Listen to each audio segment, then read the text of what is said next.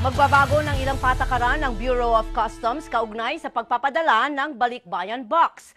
Balak nilang habulin ang mga nagpapadala ng bulto-bultong produkto sa mga balikbayan box para ipangnegosyo.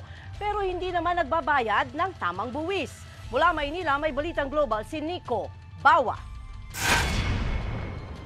50 milyong piso kada buwan ang hindi nakokolekta ng Bureau of Customs mula sa mga nagpapadala ng kargamento na pinapasok sa mga balikbayan box. Ang ilan kasi sa kargamento ay hindi simpleng padala lang, kung hindi, mga paninda. Ang address sa Makati, tapos 10 boxes. Pagbukas mo, alam mo, puro pabango, puro relo. Alam mo, negosyo, hindi na pang personal na pangregalo sa mga kamag-anak, pang negosyo na.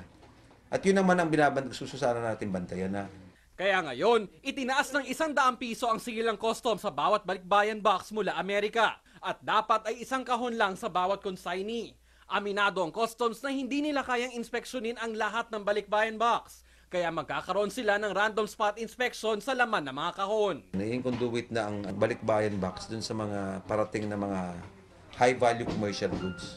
Para kay Arnold Vitog na madalas magpadala ng balikbayan box sa kanya mga kaanak, walang problema ang dagdag singil ng customs. Pero ang pakiusap niya ay umayos din ang serbisyo ng ahensya. We expect that balikbayan box to be on time dumating dito.